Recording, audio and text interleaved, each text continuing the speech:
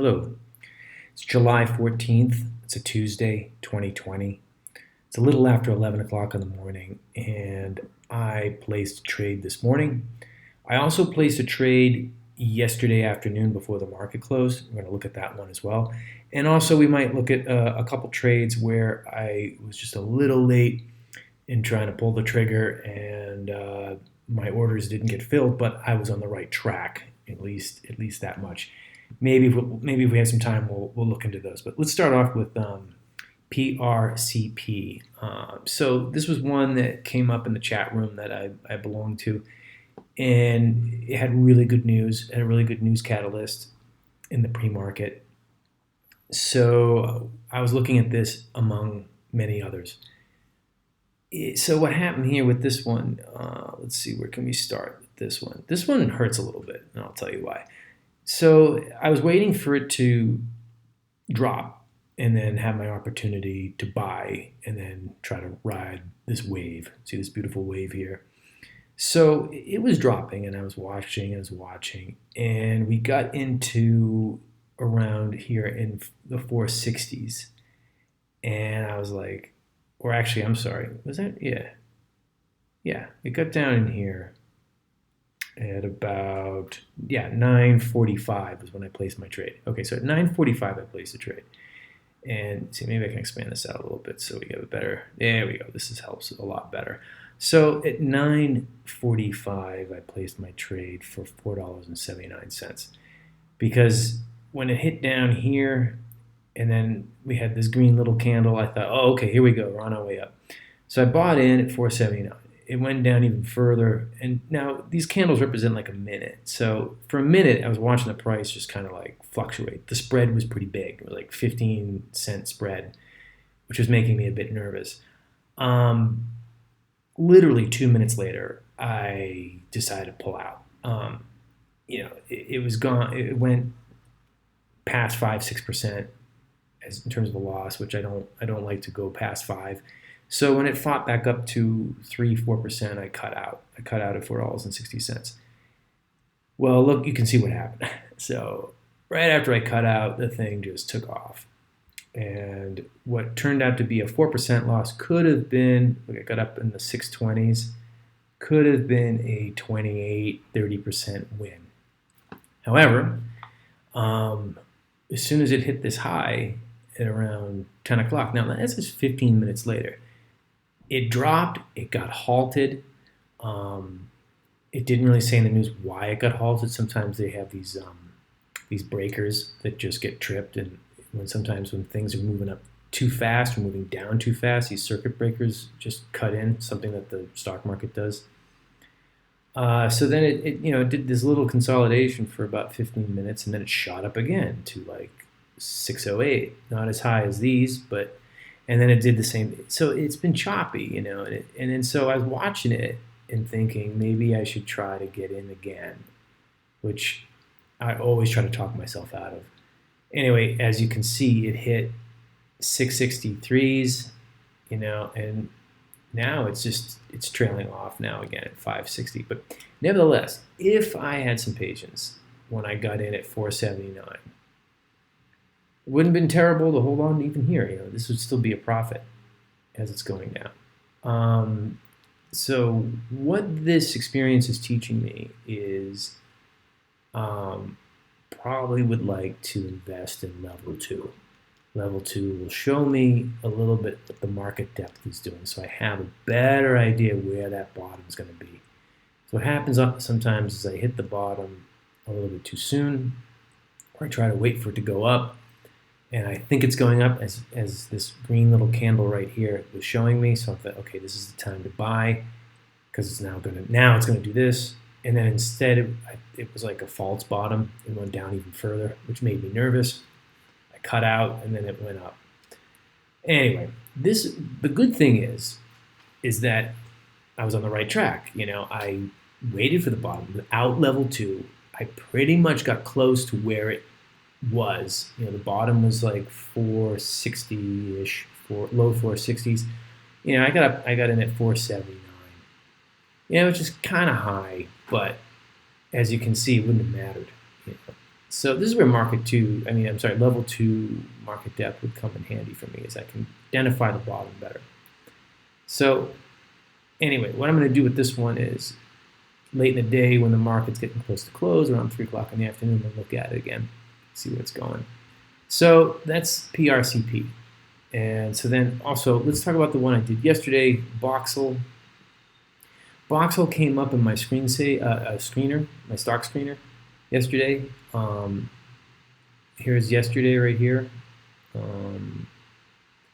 And I thought, like, okay, like if it breaks a certain level, I'll buy in. And it did break a certain level around 160. So I bought in at 160 at around right around here, 3:12 in the afternoon. It went down, and then it like kind of struggled. I don't know about struggle, just kind of a bit of battle, and I didn't feel like the price movement was going to happen. So, but I watched it get up. So I cashed out really quickly, a half position like literally 8 minutes later. I cashed out at like, what did I cash out? 168. Held on to the other half of the position. It got up to like the 180s, and I thought, like, okay, maybe this is going to take off a little bit, going for a 10% gain. And then it dipped down, and I was like, well, didn't like that. I mean, like, really in the blink of an eye, I was watching it like, oh, it's hitting 180, it's hitting 179, 180. And then it went really quick, like in the blink of an eye, all down to 166. And I was like, whoa, man, I'm getting nervous. Maybe it's going to go down further. So I waited, tried to practice a little bit of patience, watched it go back up, and then it hit the 180 like 5, and I'm like thinking, like, okay, if I can get 190, maybe in the 190s, that's when I'm going to sell it. And just go for like a modest profit instead of shooting for a home run. And so I sold it at 171 at about 330.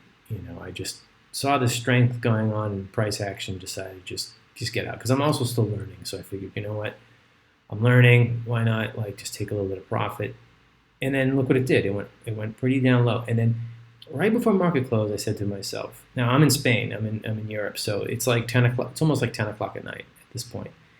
And I'm thinking, like, man, maybe I should buy another position at this low, because this is what they call first green candle day. Let me see if I can show you on another chart.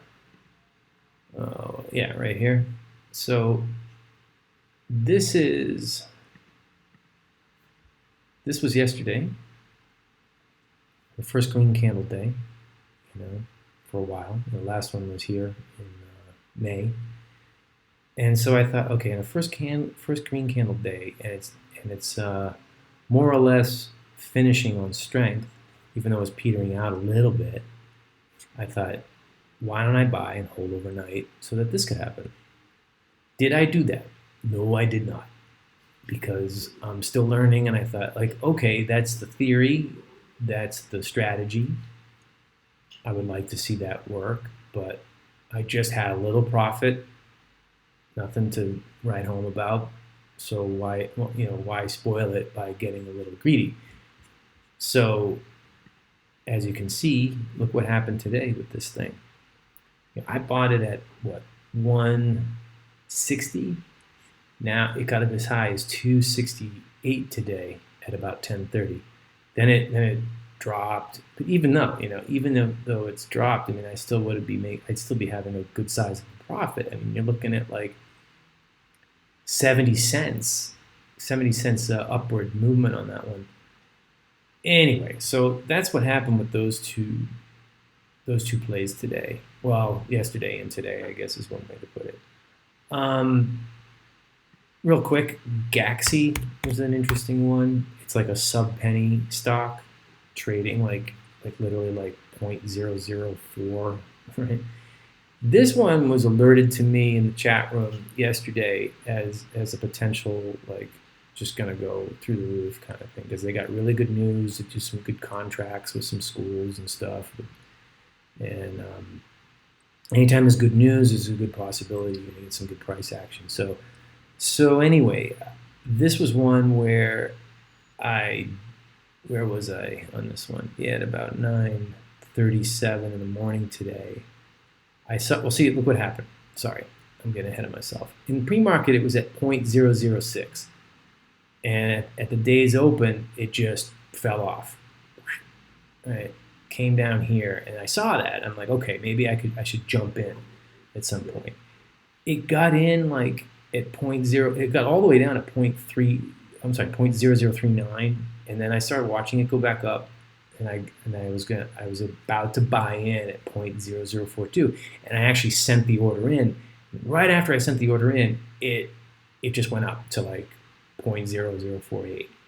Doesn't sound like a lot, but that's actually a 14% gain, because this is, I mean, we're talking like fractions of a penny. So, if it went up like a whole penny, it would have been more than double my money. So anyway, I missed that one. I could have made some. So at least I was on the right track with the dip and the rise. I forget that's one way to call it, I guess. And that probably would have been it, because as you can see, it's just been consolidating down in the high 0.003s and the low 0.004s. Still going to look at that one later in the day. And then also KNOS was the other one that I missed. It was like another one where I identified, here we go, right? Once again, 9:30 in the morning, it was trading up here. And then as soon as the market opened, it went down like, how many cents did it go down? It went down like about a few pennies, which is a lot considering the stock is only trading at 21 cents a share. I was about to lock in at 18 cents, 0.5, I guess is one way to put it, 0.185 cents. And once again, couldn't get my order filled. And it's not because my broker isn't very good.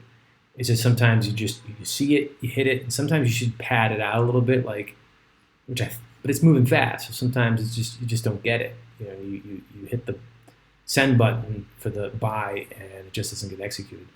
Often most of my trades get executed, but sometimes I miss them, and when I miss them like that, it's like, and I watch it. So it got up to like 19.4, and look at this, it's up at now 21. So I would have made pretty good on that one. I probably would have sold up here.